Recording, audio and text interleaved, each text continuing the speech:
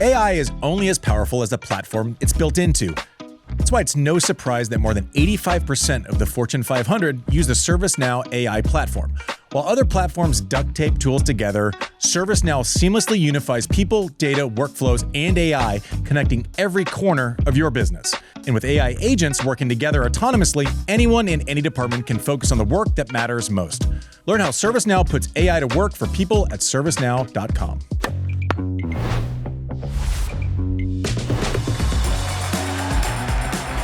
Hey everyone, welcome to Serve, presented by ServiceNow. Subscribe. Everyone's on vacation.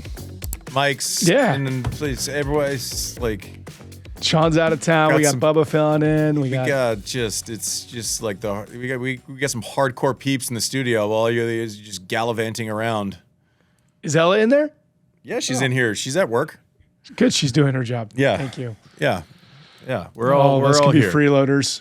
Unbelievable. Hope you're having a great vacation. I am. Thank you. Yep. I do hope you're having a great vacation. I appreciate that. You deserve it.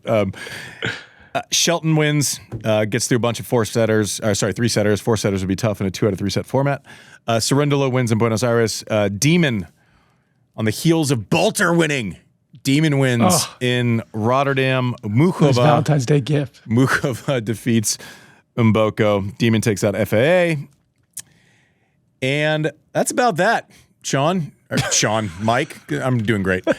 Everything's fine.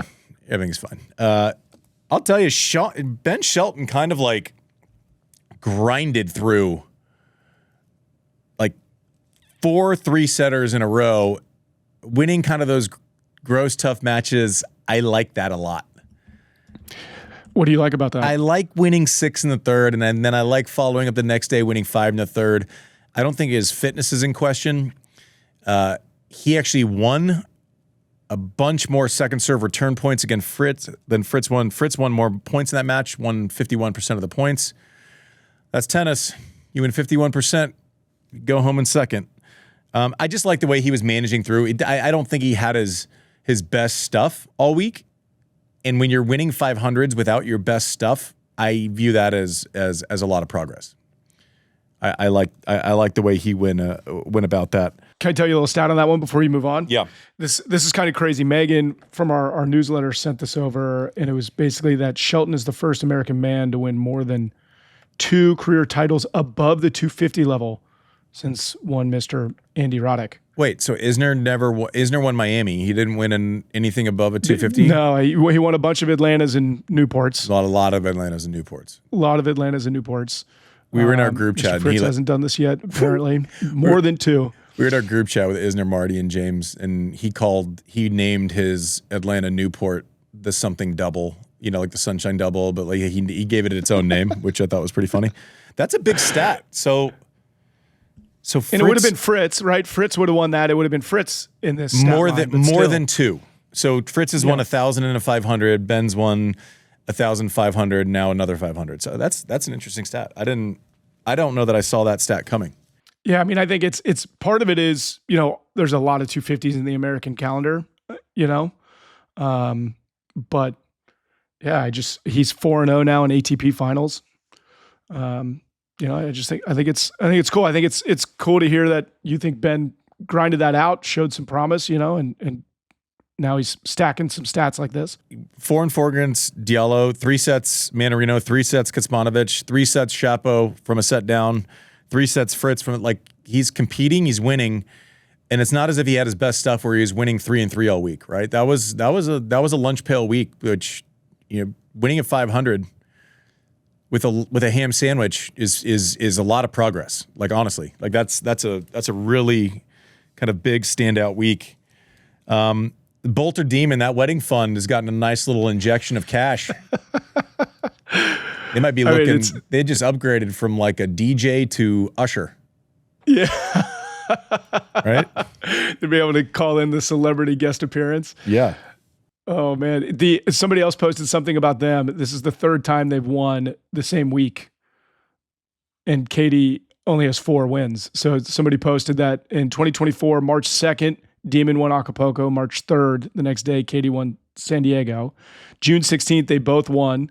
Demon won, was it Rosmalen? and Boulter won Nottingham. And then this past week, February 7th, Katie won Ostrava. Am I saying that right? Ostrava, yeah. And then this weekend, Demon won Rotterdam. And then in that comment section on Twitter where somebody posted this, we'll put it up, Katie Boulter said, he can't just let me have a week. And Demon just wrote, I love you, babe. Yeah. I mean, it's pretty fun. I mean, Boulter, she won 4 times. 3 of them have the old demon overlap. That's cool for them. We talk about the wedding every week. When do we know when it is? I should know, or is it just going to be one of these? Know this. I don't. I mean, I wonder if we should get an invite. I don't even know either one of them. Why would we get an invite? I think they're both super cool. I'm happy that they're winning. Cerúndolo taking the title down in Buenos Aires. Everyone kind of liked the forehands thing last week with Eubanks, and the good news is we have a backhands thing. Oh yeah, best backhands coming up. A lot of commentary on, you know what? Like everyone, I think mistakes, and I think I said this in the episode. A big forehand for like the best forehand of all time, you have to be able to return. You have to be able to hit it on the run. You have to be able to hit it in all the spots. Like, we're very picky. And it feels like people just default to, like, you can tell people just look up huge forehands on YouTube and just watch Fernando Gonzalez munch forehands for like 4 minutes. But it was fun. I thought the nuance was good. I liked the feedback. The one I missed on our forehands episode, Mike? Total Which miss. One? Well, like, you want the shots that completely change the game. Borg, and his ability to hit topspin and win with topspin. I messed that up. I missed. Really? Yeah. He should have been on the list. Just what he did. It's not the biggest ever. It's not, but he was the first one to really kind of create a different type of shape, consistently and effectively. That was a miss for me. That's the one point of like. So we got to get Eubanks back in studio, and we'll redo the whole episode. I don't think so. Yeah. I think it's just me admitting when I'm wrong is what we have to do, which I did with Borg. He should have absolutely been in the conversation. The other kind of points of feedback that you read in the comments, I felt pretty good. I felt pretty like I was on solid footing. Besides that, a big forehand doesn't mean the best forehand. A big forehand from a certain side of the court, when it goes, when you go big, is not the same as being able to defend on that side and or return off that side. That matters. That all goes into the equation, at least from the way I see it. Swiatek and Sabalenka pull out of Dubai, and the tournament director wasn't happy. Right? I can't believe they don't play every week. And essentially, I think Iga cited, mental preparedness for the tournament, and Sabalenka cited some minor injuries. And I think ultimately, they'll get potentially fined, cash, $100,000 each, but he wants to see maybe ranking points deducted. You're going to deduct ranking points? That was one of the things that was circling in the comments. My favorite is whenever it's convenient. Oh, no, they're independent contractors. We couldn't possibly do salaries or anything like that. And then so they are independent contractors, but if they choose not to play this week, then we're going to deduct them ranking points. Make it make sense to me. Like, it's unfortunate, but like, we play a full schedule. You're the one who pushes for the designation of a 1,000 in that region in February. Terrible slot. Like, people are going to pull out. Like, I mean, especially people who are playing for slams and number one, and like, it's just going to happen. Pushing for docking. So he wants to dock points that they've already won somewhere else. So they've earned those points. Can you imagine like someone winning a playoff game and then someone, taking it away somehow? Like, so he's going to dock points from 6 months ago? How does that even work? How does that work? Yeah. How do you dock someone? So they've earned every point that they have on their point total right now. Every point that they have is earned because they've won matches, and now we're going to do dock points? I don't think that's very well thought out. That doesn't make sense to me. You're going to dock them money. So you're going to take money because they can't play your tournament for one reason or another. That's already weird. And then you're going to say, we're going to take your points away that you've earned. That doesn't make any sense. Yeah, so the tournament director had this quote. He said, I feel they should deduct points from the players. Monetary fine won't help. Many years ago, Serena Williams withdrew and was fined $100,000. But what is $100,000? She would play someplace else and make $1 million. So the problem is he's framing it as saying they're pulling out and then playing somewhere else for more money. If either one of them play somewhere else this week, I'll give him $1. He's saying, but that's so stupid. Like, it works in different parts of the year. Like, you saying they'll play somewhere else where they can make more money. Sorry, why did you push for the Masters 1000? So that you could what? So that you could do what? You could make more money? Make more money. Okay. Yeah. So you're mad at them because they might play like an exhibition in November and you're somehow making that part of their decision in February? Mm-hmm. So Serena Williams should be docked points because Serena Williams has created enough value where she can make more money elsewhere? How does that make sense? Yeah. I mean, even Coco Gauff weighed in on it, basically being like, hey, listen, like, do I think that they should be docked points? No, not really. We already have mandatory. We get 0 in our rankings for everything, for this point of the schedule. It's just hard. It's hard to play all the tournaments now. That's so stupid that the docking, 2 weeks. The fine, whatever, like I still don't even know how those work, how you can just find someone, an independent contractor for not, like they did TV deals and then because of those TV deals, they made stuff mandatory. Like there was no other guarantees, right? It's just we make it, okay, whatever. That's another issue. But then saying we're going to take away points because people have more value outside of my tournament, that doesn't do much to make an argument against upping the prize money somewhere, like at these tournaments, does it? No. Okay. Anyways, can we give a shout out to Muchová? Oh, Muchová beats Mboko. Mboko beats Rybakina again. Beat her last year. Muchová, you told me that that's the second title that she's won. It's her second career title, which like blows my mind. I'm like second career title and first in like 7 years. The eye test, and I know she's been hurt, so we need to say that. Like she's missed significant amounts of time. And also she may be the best player I've ever seen that's won 2 titles. But everyone knows I can't quit her. I choose her in every draw. When I watch her play, I'm like, this is a really, really good player. But props to her, props to Mboko, making a lot of finals, winning. Like she's playing every week now. Like there's a level of consistency there that's impressive. So props to them. Muchová, 7 years between titles and it's only one. She's so good. I don't get it. So good. I know. And then, but before we wrap and toss to break, can I give you one other thing that happened this weekend it's going to shock you. Okay. You're going to be so shocked. Okay. That the Hall of Fame induction ceremony for Roger Federer sold out in 2 minutes. Crazy. I couldn't believe it. Weird. People like him. I can't believe it. Can't even imagine. And didn't I read it was even more like, I mean, the venue's smaller and intimate, and then they sold out like an outside viewing party They screen. sold out a watch party. Yeah. I think you called it last year. You were trying to figure out, because I do love that last year I was so fortunate to be there to watch the induction ceremony and see it inside the horseshoe on the classic grounds in Newport. And I think it's such a beautiful, iconic setting. And I think you called it, you're like, gosh, they're going to have to put like Rogers in the stadium or do a watch party and then have him come say hi to people. The horseshoe's so much better though. I hopefully that's what they do. They said they sold 3,500 main tickets and then thousands of watch party tickets.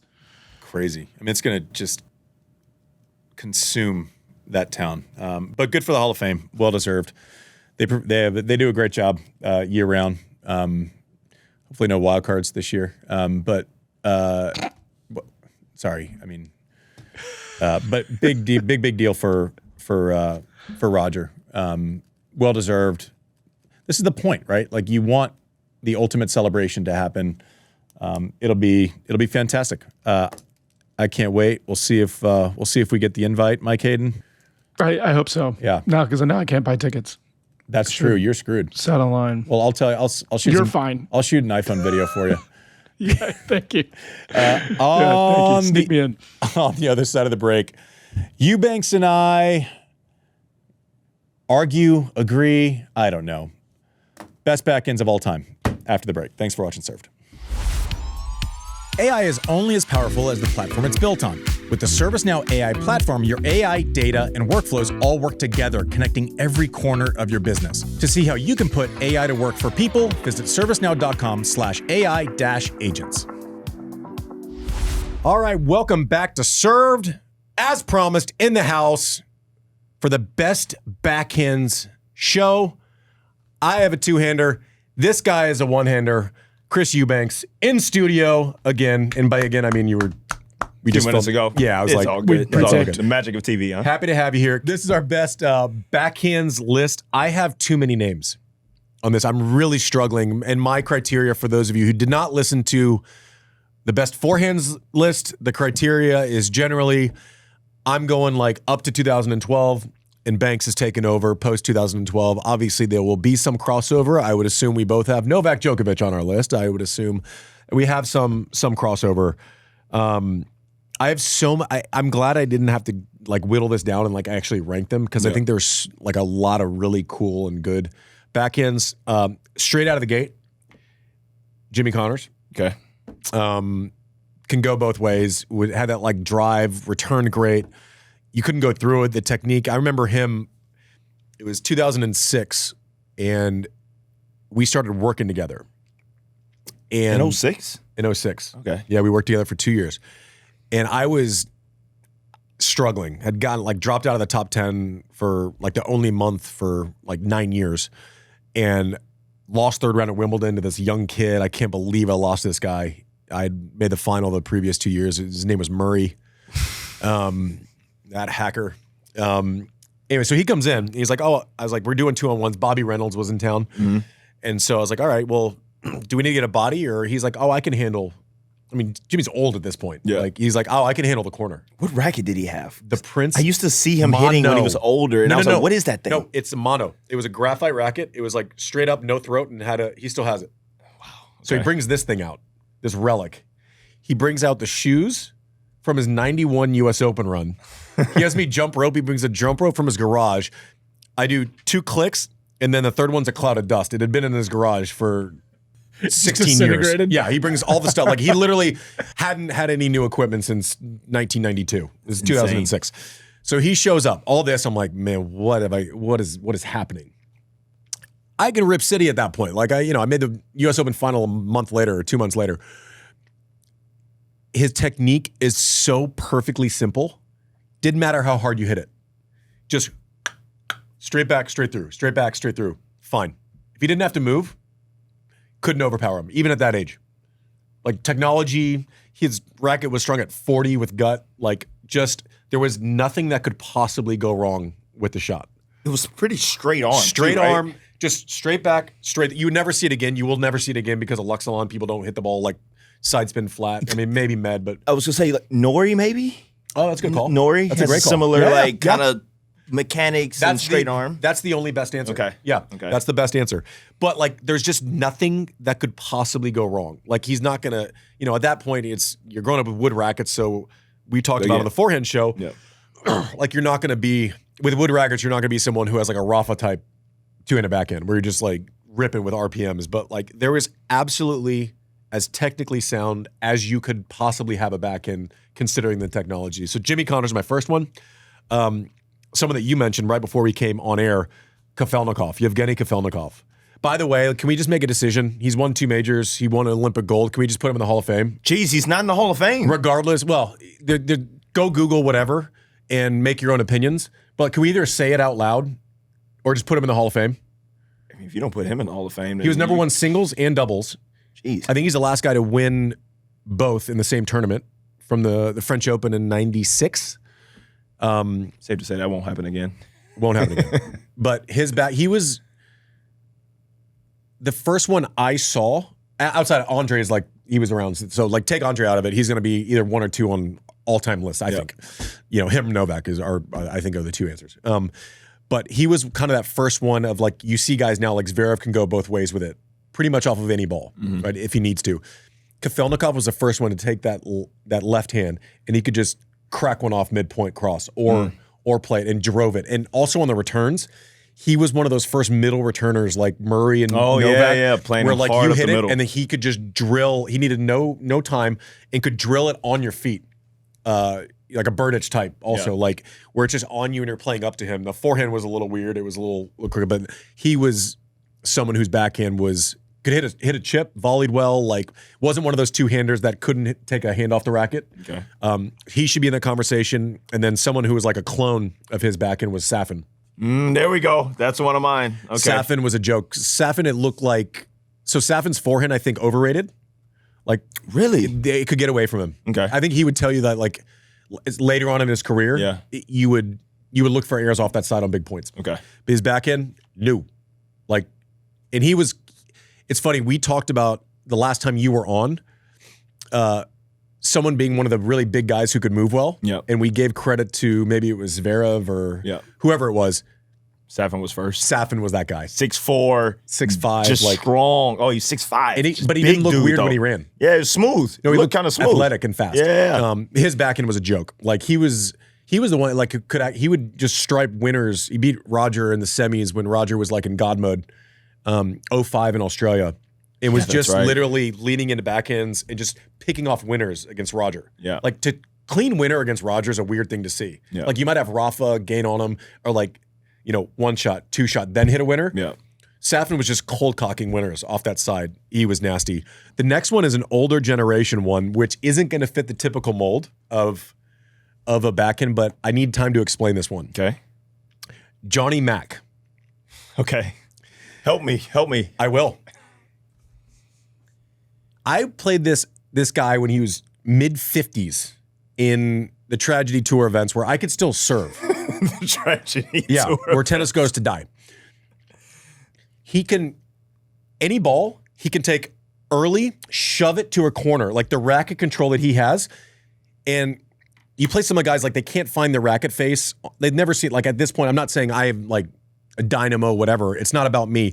I could hit nasty breaking kicks to this guy, and he would still control the racket face.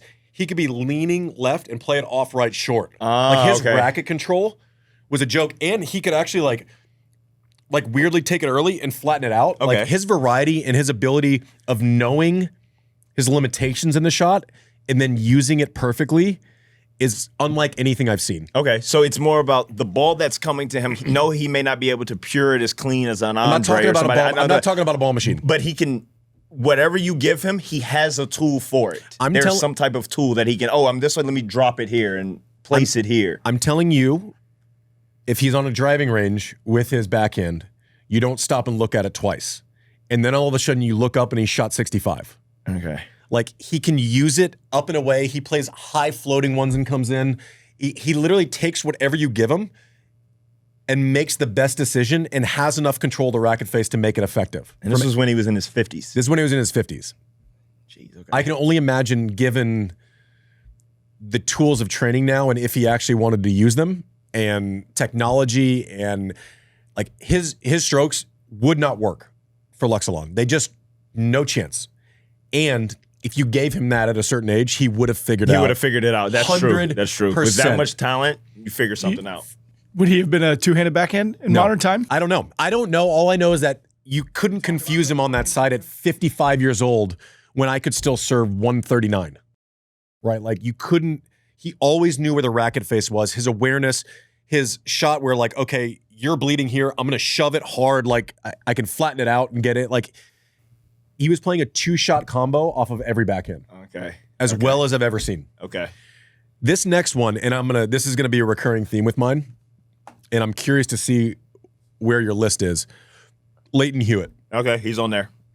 No one, it's like best backhands of all time. Because it wasn't one that just created winners, and it wasn't flashy, it's not like a Safin. Yeah.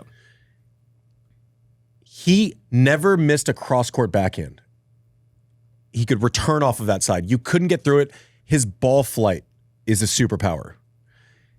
You would have to attack him from below your waist all the time, and you could not attack him on the backhand side. Was he kind of like the first like Medvedev style?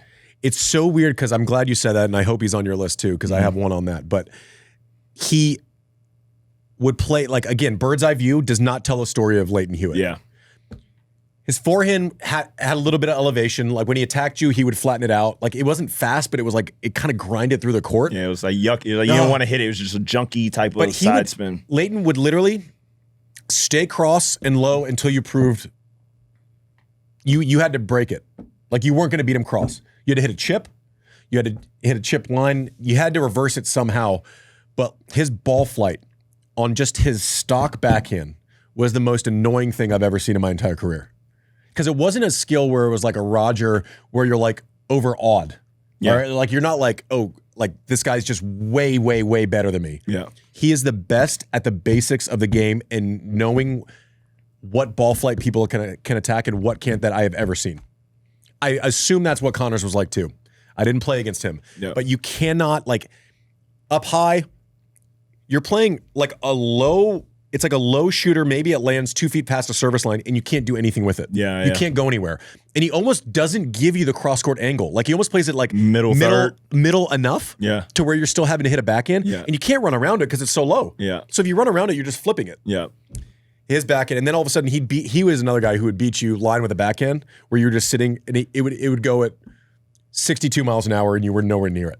Like his backhand return, like Hewitt has to be on the list. Like one other thing about his backhand too, we talked about Carlos on the forehands with the dropper. I felt like Lleyton, just in my mind, is one of the first guys who you saw weaponize the lob because he was playing a lot of guys who love to come to net. You knew it was coming. There's not okay. Name one other guy in your life where you knew the lob was coming and you still got beat. Couldn't do anything about it all the time because he would like have that shoulder low and then the last second he would lift to throw it up. Yeah. Oh my god! And it was just this teardrop. And it's like landing like not even on the baseline. It's like 3-4 feet, like almost a no man's land. But at that time too, he's playing a lot of players who are coming to net. They're crashing. They're closing. Oh my god! The moment that thing went up, it's just. But also like not much you can do. He kind of took an old school skill where it's like that flat ball flight, and he would pass with it where you were like grinding one off the top of the net. He was so controlled where he would hit passing shots that would clear the net by an inch or two. And then all of a sudden your like volleying is a little weird because you're like, is it coming over? Is it not? And by the way, he's maybe one top 5 list of best movers I've ever seen on the court. And when he was like 19, 20 years old, that guy could fly. Like, think about this. Never, ever once in his life had the best shot on the court, right? The biggest shot on the court. Yeah. He's not going to go through you. The guy finished number 1 in the world twice. Like, couldn't really go after a forehand. He did, but like it wasn't something like he would roll it. He does not get enough credit for tennis IQ, mastering the basics. Like if you have someone and you want to show them how to actually play tennis and construct and points, squeeze everything you can get out of it. Forget about it. Like his serve, he figured out like the kick was fine. He figured out this gross second serve that was like a cut. It was like 90 and it would hit the back, 2 feet of the box. You couldn't really take a cut at it. Like it would just slide. Yeah. Oh, he was so good at knowing he was a master of ball flight. Absolute master. Like you never see him on a because it's not flashy. Yeah. Lleyton Hewitt is such a good tennis. He was such a good tennis player. Unbelievable. Like I can't even handle it. Maybe the best competitor I ever played too. Yeah, I can see that. And I'm not saying that. I'm not saying like that's nothing. Doesn't mean Rafa is not in that league. It doesn't mean it's different when you're Lleyton size. Everyone you're going up against is bigger. They're bigger, more powerful, and you're still finding ways to just compete. Like you say, maximize everything that you have. Rafa's a great competitor. He also has 4 knockout punches. Weaponry. Yeah, correct. Connors maybe not like Mac and Connors and Lleyton. I think are like I don't know. They're kindred spirits in some ways. We talked about Rafa. Like, it's going to be the thing that we talked about with the forehand episode, where his forehand's so good that like you're not going to mention his. One thing we talked about how good his backhand is. His chip is so good. It is. His ability later in his career, especially on grass, an underrated grass court player. When he was healthy and playing well, he chopped me at Queens one time. Like I was like, oh, grass, I'm going to get him. Like his ability to lay that chip line to where your options were trying to fit it to his backhand in a very narrow window. He was so good at using that chip to direct traffic to his forehand and then get what he wants out of it. Like his backhand is phenomenal. One of the best backhands of all time is Andy Murray. Yeah, Murray's in mine. Probably. Curious if you have another option. Best slice of all time that wasn't from a one-hander. Yeah. Because I feel like Andy had variety on his slice too. He could throw that like inside side spin junk that was just it would land short too, kind of like Rafa would use. Like, but it felt like his was so wristy that it just had more on it. I remember he beat me in Bear C one time, and I feel like I was in every rally. Like I didn't feel like he wasn't hitting the ball big, I'm like, I feel like I lost 2-2. Really? And it was like water torture. But you were in there though. I feel like I didn't get blown off the court. I lost 2-2. I'm like, he's just a genius. Tennis IQ through the roof. Backhand return, unbelievable, but two ways. He can stick it, a la Novak, right? He can stick it, he can come in, he can play back. His full extension, one hand off the racket, playing defense and returning, where like you've beat him to the backhand spot. Like he's leaning wide on the deuce side and you hit a bomb tee. His ability to control his racket face, full extension, and play this floater that lands 3 feet inside the baseline where you're completely starting over. Yep. Like game changing. On the full run, like you beat him inside out 4 and he's cooked. He knows you're coming in. He plays a high chip line to where like you're coming in and having to like chop one across from the service line. Mm-hmm. And where if you don't stick it. And he's having a full running forehand, the whole court's open. It looks like on TV it looks wide open. And in reality, you have to stick something across your body from behind the service line as the ball's hit. His racket control with full extension is another reason why his backhand is one of the best of all time. His stock backhand is one of the best of all time. The differentiator where he's on the short list for me is full extension. Like, I have no business being in this point, much less getting neutral.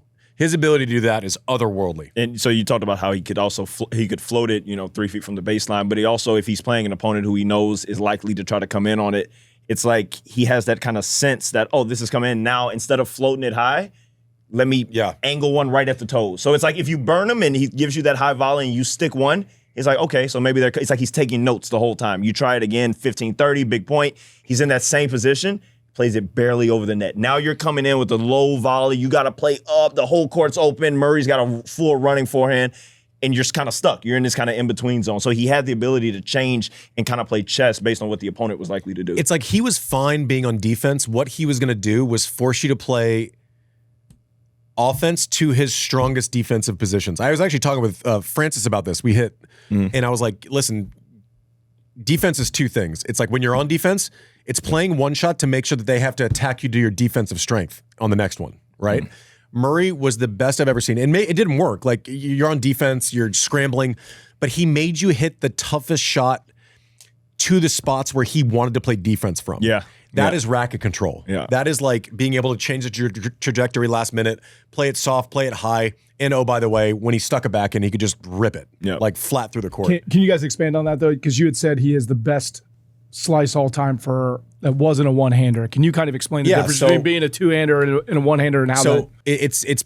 It's pretty simple, right? Like if you have one hand on the racket, you're used to only having one hand on the racket. When you have, like, I have a two-hander, but I had a really good slice. I think it was part of my game that was actually, like, you'll never hear me say something was underrated. That was underrated. Like, my chip was underrated. But I started off with a one-handed backhand when I was young. Got it. Right? So, like, I could hit a slice. Slice to me is way more natural than hitting through it with two hands. I switched to two hands because you had to be able to return, right? And that's Wish somebody had given me that memo. Yeah.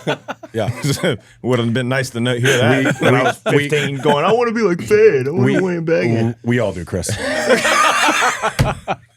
You might not be sitting next to me. I didn't recognize my limitations at that point. I was like, I'm going to be like just like Roger. And now everyone wants to be like, It's deceiving. But so two hands, you're just not native to having one hand off the racket. So like the best chips of all time, you see like Mac and Edberg and Roger and like all these guys, normally native one-handers. It's rare to see someone with the fluency with one hand off the racket like Murray. Lleyton was great at it too. He had a great, like, very underrated chip. But less likely to see with two hands over time. I mean, that's 100%. Because as a one-hander, you're more prone to you defend with the slice. Yeah. Like when you have a one-hand backhand, the option of getting out there and kind of trying to go off the left leg and kind of hitting through it, it's becoming more of a thing now. But when you're 15, 16, and you're in the deuce side, you hit a forehand return and the whole court's open. When I see the ball go, I'm immediately going slice. Like I need to buy myself time. I need to get over there. So you just have years and years of repping the one-hand backhand slice to the point where, I probably can hit a slice in my sleep now because I've been forced to do it from the age of 15 on. When you return with it. You return with it, yeah. Which, like, I had a good slice, but I could never return with it because my grips had to be a certain way on returns. So you just basically get to know the racket face and kind of your left hand not being next to your right hand. Another one, we'll go through this quickly, but someone who could just break winners off without looking like he was swinging too hard. Like that's another skill. Like if I was going to go after a backhand, it looked like I was going after a backhand. You like can tell. Right? Like you can tell it's like, oh, he's like something about it, like there's a little bit more of a turn. There's like a something. load, but you like awkwardly swing through because you're not, their technique isn't good enough just to time it. Someone who could do that, like just cold cock winners, and he had a like sneaky good record against like Roger and Rafa, was Nalbandian. Oh yes, thank you. I was wondering when that name was going to come up. Yeah. He was nasty. Yeah. Now he was streakier. Like I played him, in the finals of Canada one time, and I don't think he made 2 balls all day. But then you play him like I almost lost him at the Open the year I won too. But then you would play him like he 1 year, I think it was at Bear C. He won World Tour Finals. He got on this like heater where he beat Roger and Rafa back to back, like 2-2 and 2-3. Yeah, that's like, right. He beat both of them. Like that's right. maybe not the best backhand of all time, but I'm saying for that 3 week that 3 week pocket.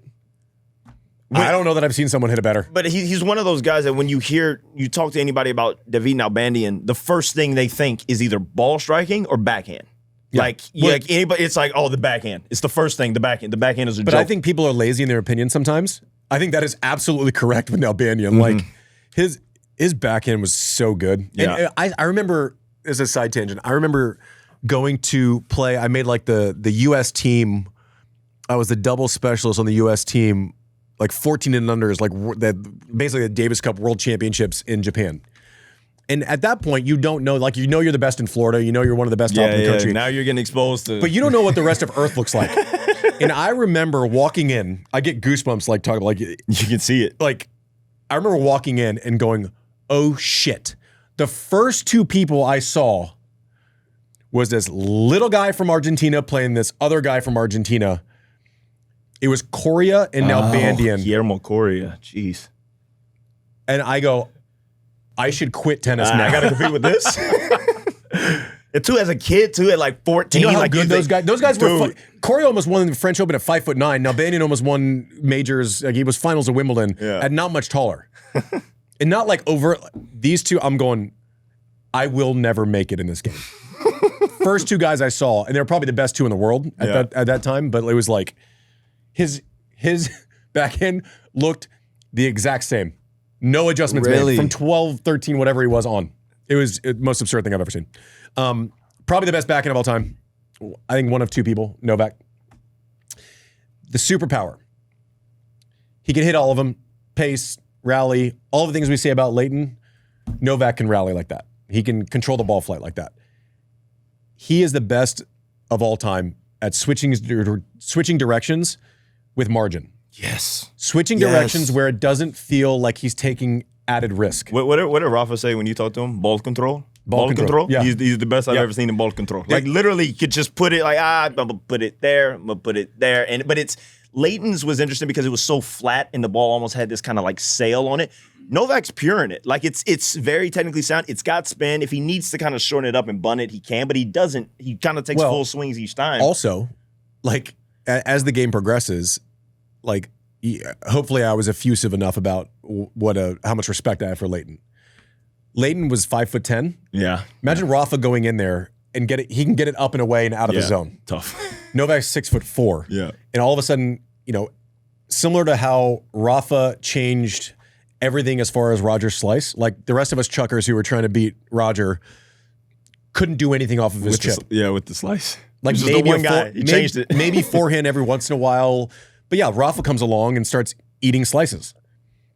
Well, who starts eating like we talked about the one on the forehands list yes. where Rafa's forehand to your back in the stock rally you just can't get out of. The first guy that could ever get out of that consistently was Novak. Yep. Ball control. The ability to switch directions, which inevitably allows you to find the pattern you want more often, right? Like I couldn't hit topspin line off of a high ball, right? I was going to chip. I was going to try to do something. But like I took on way more risk, 20 or 30% more risk if I wanted to go line. Yeah, right? Sure. Novak, maybe the differential's 2 or 3%. Yeah. Right? The ability to switch directions without adding risk, I think Novak is the all-time master at that, and especially off of that side. And he has the thing with Murray, like when he's stretching on returns. He has that Gumby effect where he can fight one more ball and do all that. But for my money, I don't know who's better. And he started what I think, there have been other guys who do it specifically on clay. I know Rafa's always been good at sliding to his backhand side on that right leg.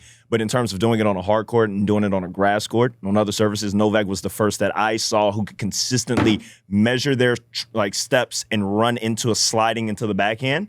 And now we're seeing it become more commonplace now. But at the time when Novak, ascending in 2011, 2012, he was kind of the first guy on hard court that you would go out there and would go with the left leg and was hitting it and still on balance enough to recover back into the court. So it's almost, I talk about it with Yannick all the time, and we'll get into it later, but it's like having two forehands because that ability to load on this leg is just the same as loading on this leg. Left versus right. And Novak was the first one that I saw it on clay. I even go back and watch some old video. Safin was doing it on clay in the early 2000s. So there were guys who were doing it, not on a hard court, not on all surfaces, not against every opponent. And that was Novak. That's one thing that, like, how has the game changed over the last 20 years?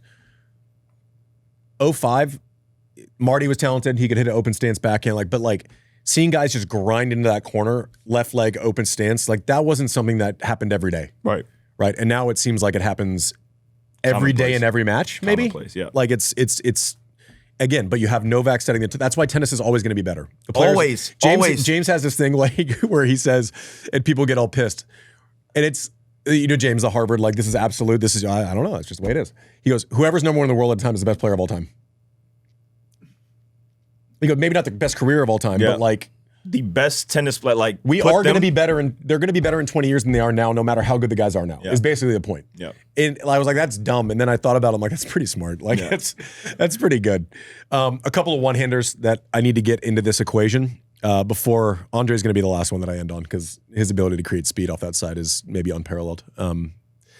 Edberg was an absolute. I got to think he would tell you that forehand wasn't the one.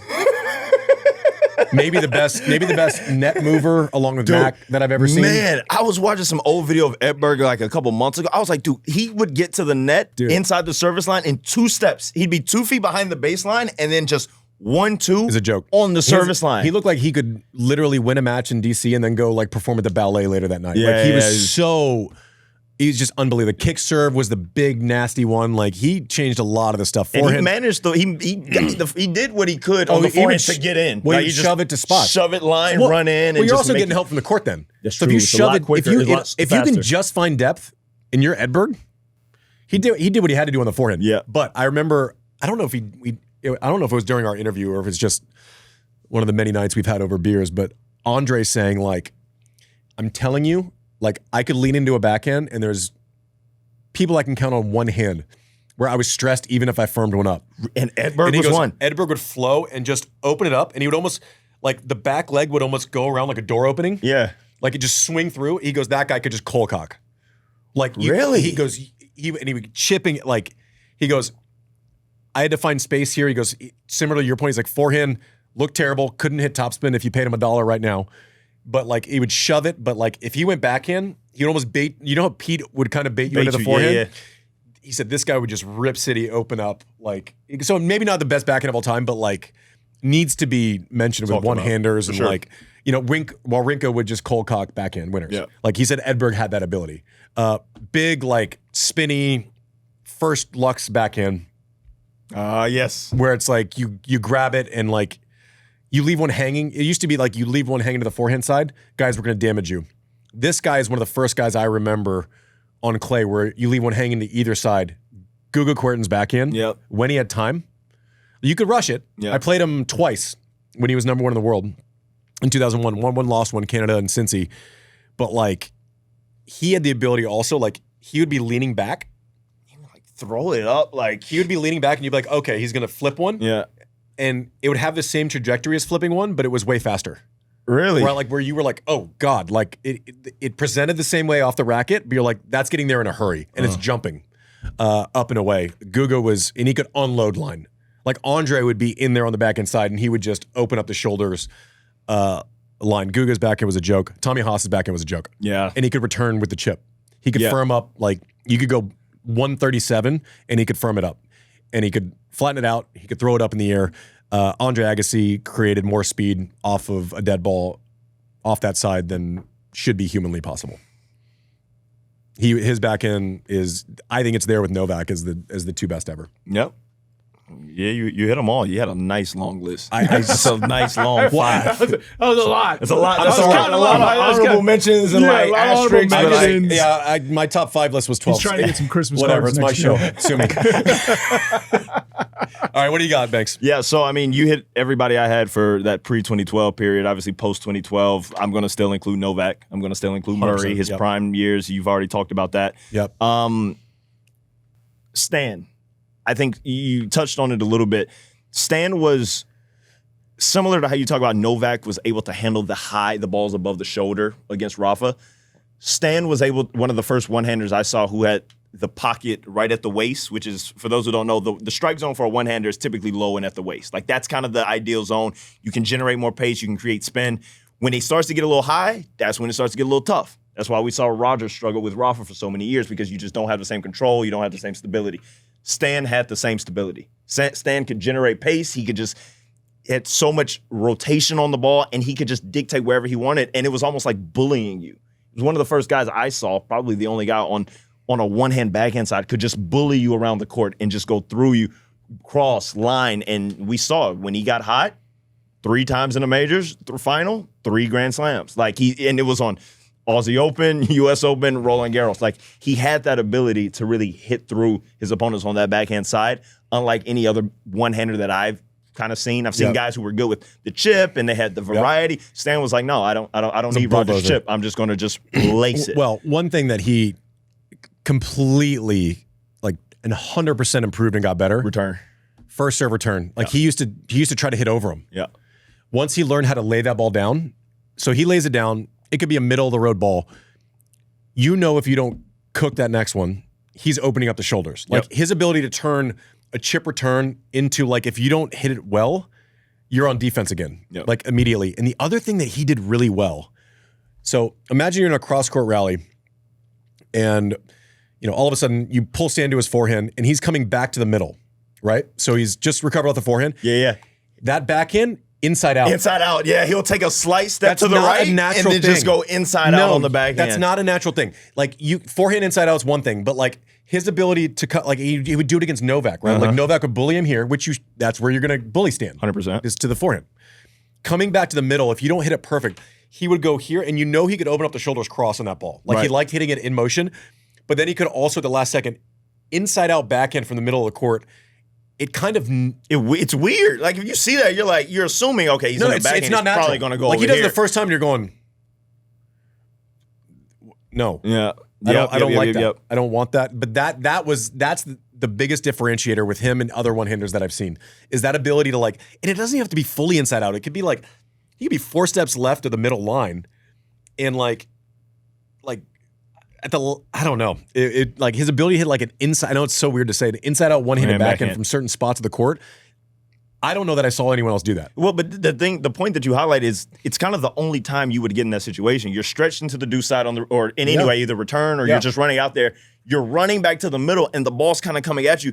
You're playing against the flight of the ball. Against the flight of the ball, but Stan would put the brakes on and almost have to take a step to the right.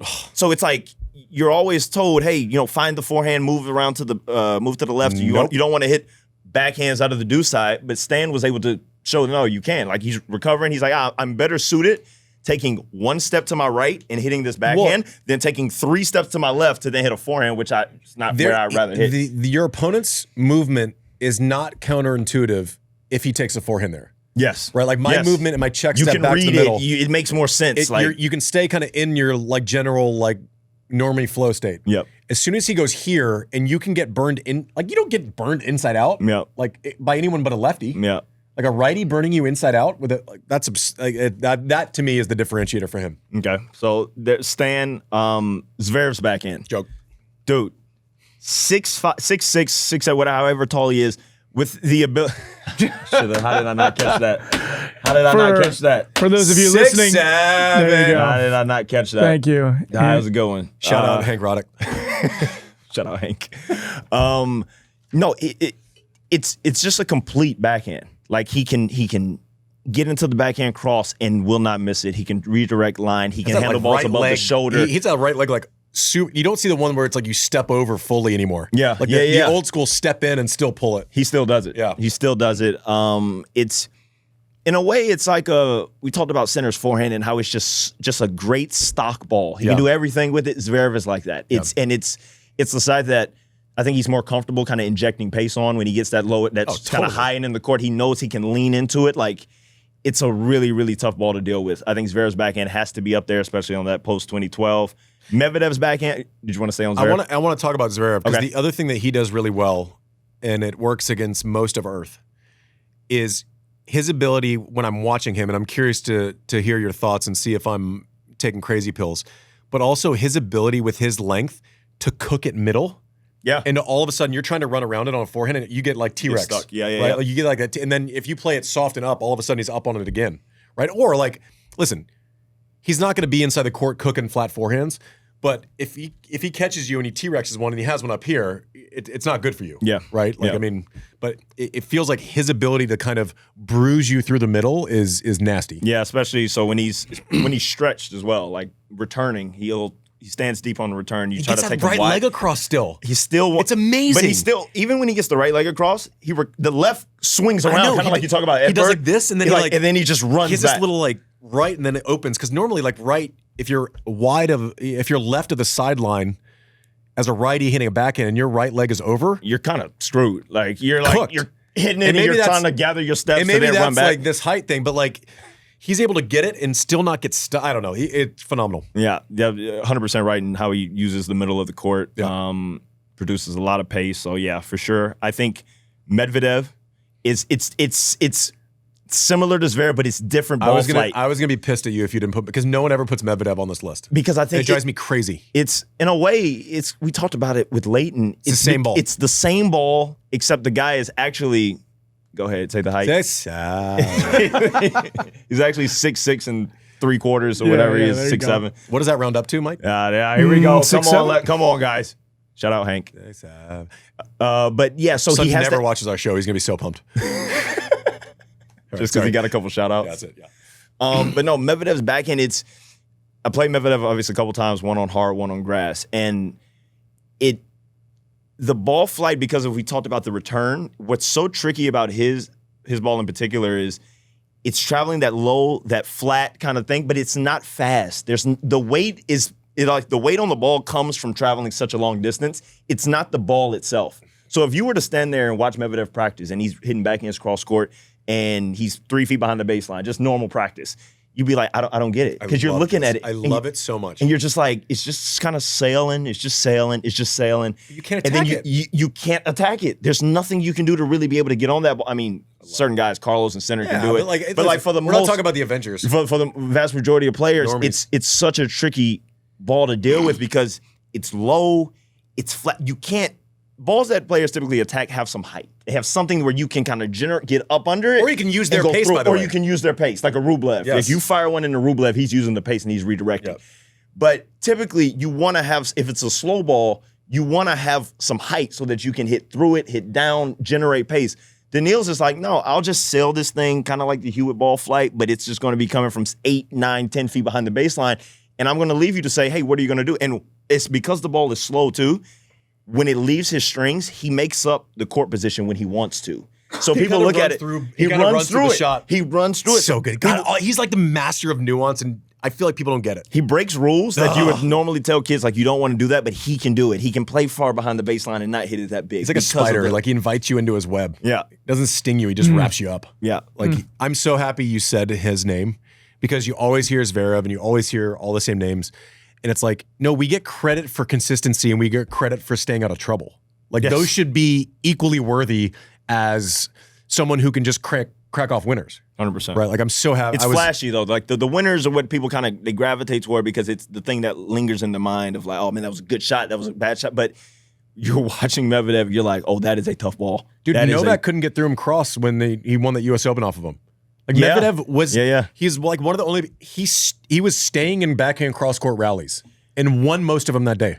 So it was a joke. When Rafa beat him in the final of Aussie Open, Medvedev was up 2-6 and Rafa started using the short chip because then he has to brush it. He has to brush it. So now he's trying to use different tools to kind of get him out of his comfort zone because Rafa was having no success just playing straight from the baseline. Daniil was more than okay with taking that ball high and just, again, he's tall. There is something to Rafa's ball like I would have handled it better. And my backhand sucks anyway, so it would have been stressful. But 6'7" is easier than 6'1". Yeah, Right. for sure. Like, but it was just so fascinating to watch. I'm like, man, Daniil's handling Rafa's forehand fine. Like, and Rafa had to make the adjustment, was able to come back from 2 sets to left down. So Medvedev's backhand, I'm only gonna have one honorable mention to try to keep this at 6. Kei Nishikori.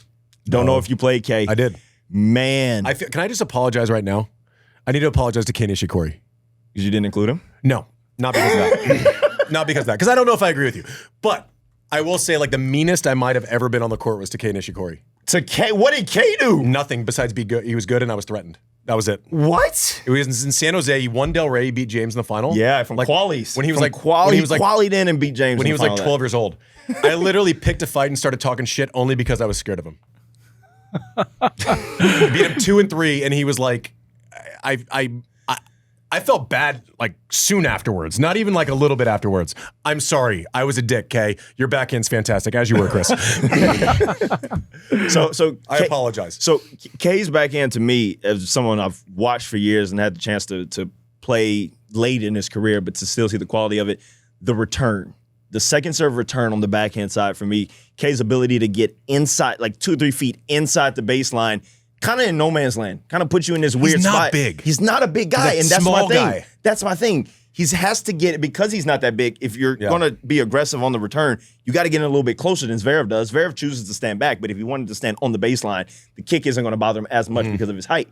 Kay is under 6 foot, so if he wants to be aggressive on the second, he's got to get in almost in no man's land, and he was able to just off inside out if he wanted, pull it with the left hand inside in, and when you got into the backhand to backhand exchanges, just watching it, similar to Hewitt, I think for sure Kay had more firepower off of it, but you did not think he was going to miss. He could just stay in that pocket. He could redirect. His ball control on the backhand side was a joke. So I looking at it and I'm like, he doesn't get talked about as much except for the players. A lot of the players who played Kay will all say, oh, that backhand is a joke. So I put Kay in there as an honorable mention. I just think his backhand is very, maybe to the tennis masses, a bit underrated, but to everyone in the locker room, you mentioned best backhands. Yeah. By far, guys mentioned Kay Nishikori. I like the inside baseball.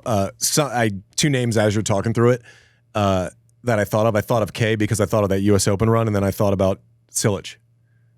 Marin You Cilic. would think backhand? Oh, I thought his backhand was really good.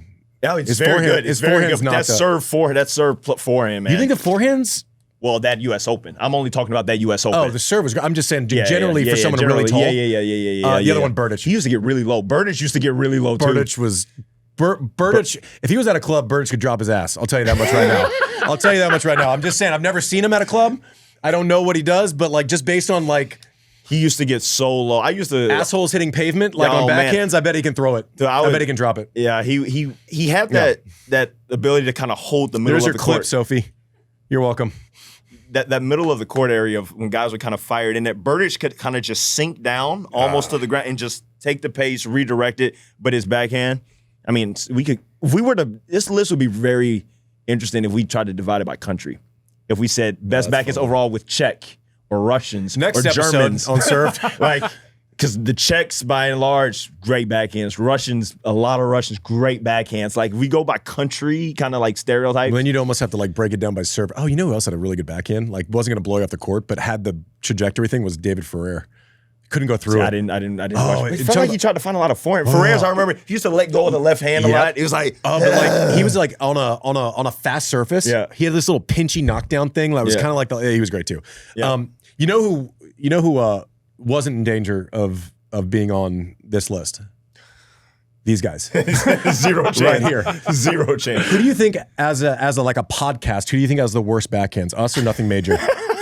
I'm not getting in this, Andy. I'm not doing this with you. Thank you I'm for not watching, doing this sir. with you. We'll see you next time. AI is only as powerful as the platform it's built on. With the ServiceNow AI platform, your AI, data, and workflows all work together, connecting every corner of your business. To see how you can put AI to work for people, visit servicenow.com/AI-agents.